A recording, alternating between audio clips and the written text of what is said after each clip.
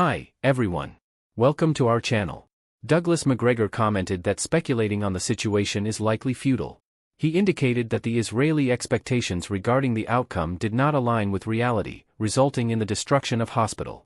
Macgregor suggested this may be part of a broader strategy to prevent former Gaza residents from returning, foreseeing this as a likely outcome of the operation.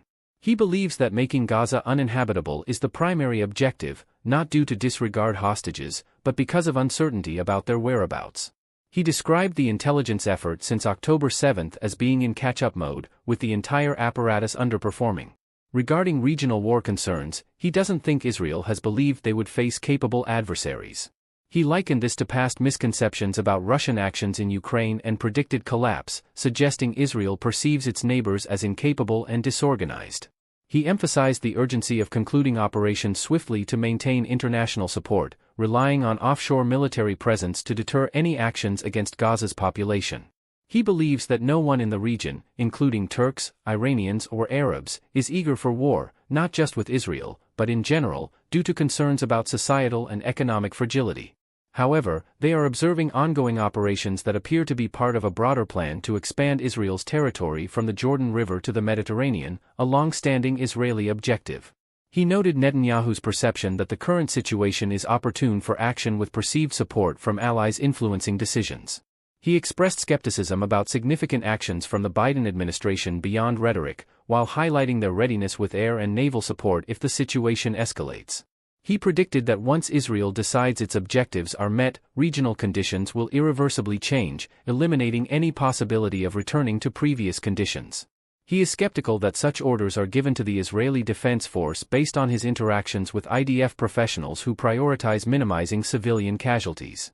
However, he acknowledged the impossibility of avoiding civilian harm in densely populated areas under attack where civilians have nowhere to escape. He expressed his belief that Israeli officers do not intend to deliberately kill civilians, although he couldn't speak for every soldier. He explained that in combat situations, especially in densely populated areas, the instinct is to respond immediately to threats, prioritizing survival over assessing intentions. He concluded that soldiers' primary goal is survival rather than targeting civilians deliberately.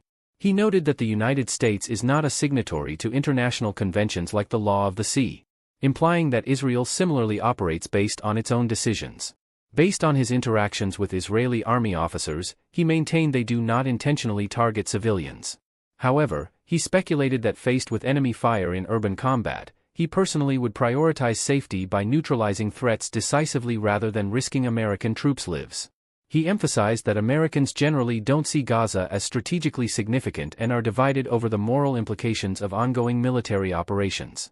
He referenced public concern over the humanitarian impact and cited Reinhold Niebuhr's perspective on balancing power with justice in American foreign policy discussions.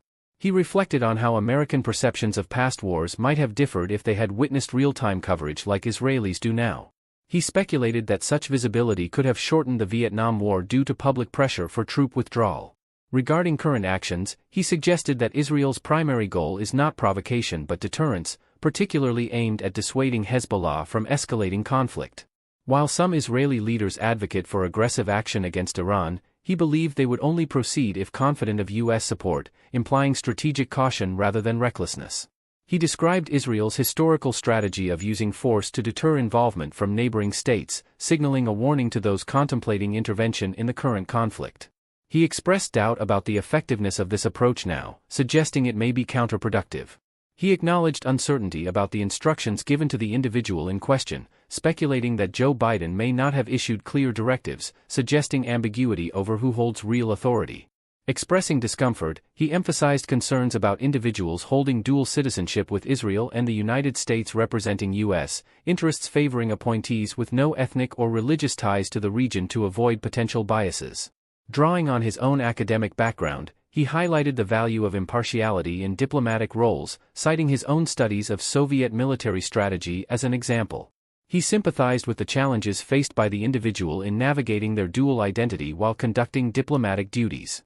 He speculated on the predicament faced by an individual of Israeli origin in such a diplomatic role, noting the inherent reminders and challenges associated with his background.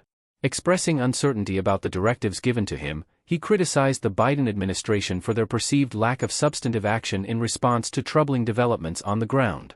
He posed a rhetorical question about whether Biden should directly intervene by warning Netanyahu that continued actions could lead to U.S. withdrawal from the region.